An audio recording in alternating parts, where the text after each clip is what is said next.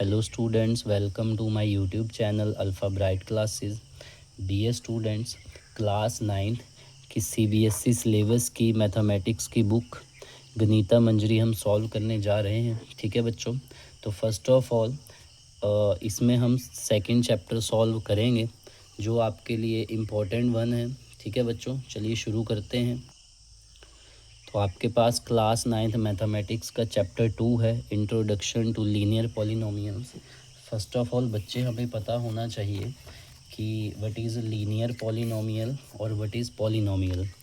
देखिए बच्चों, थोड़ा सा बेसिक चेकआउट करते हैं। देखिए बच्चों, एक 2x है, ये आपके पास क्या है, एक टर्म के रूप में कहते हैं इसको। अब इस 2x को एक टर्म है, लेकिन इसमें जो 2 है वो आपके पास क्या है, कांस्टेंट टर्म है। 1 2 3 4 ये सारे क्या होते हैं, कांस्टेंट। और x by Z T, this is called variables. अब इन्हीं को ही आप प्लस माइनस करके क्या बनाया जाता है आपके पास, इक्वेशंस या पॉलिनोमियल्स। ठीक है बच्चों, तो जब भी आपका वेरिएबल की पावर 1 होती है, चाहे वेरिएबल आपके पास 1 हो या 2 हो, तो उनको क्या बोलते हैं, लीनियर पॉलिनोमियल्स। ठीक है बच्चों, जब आपके पास पावर 2 हो जाती है, ठीक है बच्चों, हाईएस्ट पावर ये डिग्री आपके पास किसी भी इक्वेशंस के पॉलिनोमियल की 2 होती है, तो उसको बोलते हैं क्वाड्रेटिक पॉलिनोमियल या इक्वेशन। ठीक है बच्चों, जब हाईएस्ट पावर 3 होती है तो उसको बोलते हैं क्यूबिक।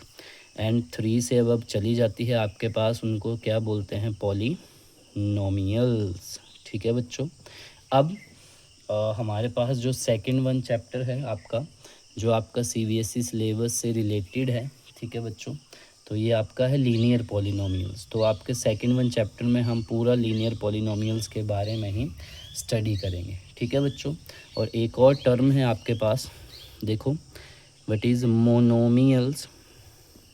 मोनोमियल्स बच्चों होती है जो सिंगल टर्म हो, जैसे 2x या 10 है या 100 है या x है। ठीक है बच्चों, और बाइनोमियल्स क्या होते हैं आपके पास, बाइनोमियल्स आपके पास होते हैं जैसे 2 टर्म से मिलके बने, x+2, 2x+100, जिसमें 2 टर्म हो किसी भी इक्वेशन में। और ट्राइनोमियल्स क्या होते हैं, ट्राइनोमियल्स क्या होते हैं, तो ट्राइनोमियल्स आपके पास होते हैं जिसमें कितनी टर्म आ जाए, आपके पास 3 टर्म आ जाए। ठीक है बच्चों, इस कॉल्ड ट्राइनोमियल्स। आई होप आपको अच्छे से समझ आया हो। थोड़ा सा बेसिक और देखते हैं जो आपका एक्सरसाइज 2.1 में यूज़ होगा। ठीक है बच्चों, तो इसमें यहाँ पे आपके पास एक चीज़ आती है, टर्म है coefficient. Coefficient, what is coefficient. Coefficient आपके पास जैसे देखो बच्चों 2xy है, जैसे आपके पास यहाँ पे टर्म है 2xy, तो अगर मैं आपसे पूछूं कि what is the coefficient of y, तो बच्चों जो y के अलावा इस टर्म में है आपके पास वो क्या है, 2x। तो y का कोफिशिएंट क्या होगा इस टर्म में, 2x। जैसे आपके पास -x² है, तो मैं आपसे पूछूं कि x² का कोफिशिएंट क्या है, तो इसके अलावा क्या बचता है आपके पास, -1। मीन्स जिसका पूछा है उसके अलावा जो होता है इस कॉल्ड कोफिशिएंट। ठीक है बच्चों, और डिग्री आपके पास क्या होती है, जैसे कोई भी इक्वेशन है आपके पास, ठीक है, ये पॉलिनोमियल है, उसमें जो वेरिएबल की पावर हाईएस्ट होगी उसको क्या बोलते हैं, डिग्री। तो बच्चों ये थोड़ा सा बेसिक था जो आपका सेकंड चैप्टर में यूज़ होगा। चलिए शुरू करते हैं एक्सरसाइज 2.1। तो क्वेश्चन नंबर 1 है एक्सरसाइज सेट 2.1 का, find the degree of the following polynomials. बच्चों आपके पास कुछ पॉलिनोमियल्स दे रखी हैं, उन पॉलिनोमियल्स में आपने क्या फाइंड आउट करना है, डिग्री बतानी है। ठीक है बच्चों, तो फर्स्ट पार्ट है आपके पास 2x² - 5x+3। तो देयरफॉर डिग्री क्या होगी, मैंने अभी आपको बेसिक्स में क्लियरफाई करवाया था कि what is the highest power of variable, या highest power of variable, variable क्या है इस पॉलिनोमियल में, x। तो इसकी हाईएस्ट पावर क्या है, 2। तो this is your degree of this part. ठीक है बच्चों, 2। Now second one part, y³ + 2y - 1। तो यहाँ पे वेरिएबल आपके पास y है, तो उसकी हाईएस्ट पावर क्या है आपके पास, तो दिस इज़ योर 3। तो डिग्री इज़ इक्वल टू 3। ठीक है बच्चों, नाउ थर्ड पार्ट -9। तो बच्चों डिग्री यहाँ पे कोई वेरिएबल नहीं है तो डिग्री आपके पास क्या कहलाएगी, 0। Now last one question number 1 का 4z-3। तो बच्चों यहाँ पे वेरिएबल आपके पास z है तो इसकी डिग्री कितनी है, ओनली 1। ठीक है बच्चों, तो आई होप आपको क्वेश्चन नंबर 1 अच्छे से समझ आया हो। चलिए देखते हैं second one, right polynomials of degree 1, 2, and 3। तो अब आपको सेकंड में क्या बोला गया है, आपने पॉलिनोमियल्स लिखनी है जिनमें आपकी एक में डिग्री 1 होगी, सेकंड में 2 और एक थर्ड होगी। तो 3 आपने पॉलिनोमियल्स लिखनी है। तो देखिए इसका सॉल्यूशन, ये आंसर।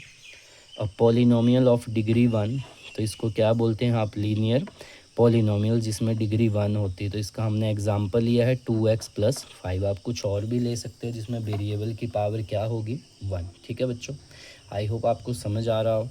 चलिए देखते हैं और थोड़ा सा क्लियरफाई करें सेकंड में। अब पॉलिनोमियल्स ऑफ डिग्री 2, जिसकी डिग्री 2 होती है, उस पॉलिनोमियल को क्या बोलते हैं आप, क्वाड्रेटिक पॉलिनोमियल्स। ठीक है बच्चों, तो इसमें हमने एग्जांपल लिया है x² + 3x + 1। मीन्स वेरिएबल की हाईएस्ट पावर क्या होगी, 2 इज कॉल्ड क्वाड्रेटिक पॉलिनोमियल्स। और थर्ड वन आपसे पूछा गया था जिसमें डिग्री आपके पास कितनी होनी चाहिए, 3। तो थर्ड वन का आंसर देखिए, पॉलिनोमियल ऑफ डिग्री 3, इसको क्या बोलेंगे, क्यूबिक पॉलिनोमियल्स। तो ये आपने राइट किया है, तो x की पावर 3 हाईएस्ट 3 होगी, बाकी आप जैसे मर्जी लिखिए। ठीक है बच्चों, तो this is your answer of second part. I hope आपको अच्छे से समझ आया हो। चलिए देखते हैं एक्सरसाइज 2.1 का थर्ड क्वेश्चन। थर्ड क्वेश्चन है बच्चों आपके पास, what are the coefficients of x² and x³ in the polynomial. आपके पास एक पॉलिनोमियल गिवन है, x की पावर 4 - 3x³ + 6x² - 2x + 7। इस पॉलिनोमियल में आपके पास कोफिशेंट ऑफ x² का पूछा गया है और x³ का। ठीक है बच्चों, चलिए इसका सॉल्यूशन देखते हैं। तो हमारे पास गिवन पॉलिनोमियल थी x की पावर 4 - 3x³ + 6x² - 2x + 7। तो यहाँ पे आपके पास क्या पूछा गया था, what is the coefficient of x²। Now look at the given polynomial. इसमें आपके पास x² का कोफिशिएंट क्या है, ओनली 6x, मतलब 6 है, ओनली +6। और कोफिशिएंट ऑफ x³ क्या है, तो x³ के अलावा आपके पास इस टर्म में क्या है, आपके पास -3। ठीक है बच्चों, तो आप ऐसा कंफ्यूज ना होएं कि जैसे यहाँ पे आपसे पूछा गया हो x² का तो इसके अलावा सारी टर्म्स, नो, ओनली एक टर्म में ही x² होगा, मींस ये x³ होगा उस टर्म में, उसके अलावा जो होता है इज़ कॉल्ड योर कोफिशिएंट। जैसे x² का 6 था और x³ का -3। आई होप आपको क्वेश्चन नंबर थर्ड अच्छे से समझ आया हो। चलिए देखते हैं क्वेश्चन नंबर 4 जो आपके पास गिवन है, what is the coefficient of z in the polynomial. आपके पास पॉलिनोमियल गिवन है 4z³ + 5z² - 11। तो देयरफॉर गिवन पॉलिनोमियल आपने राइट किया है 4z³ + 5z² - 11।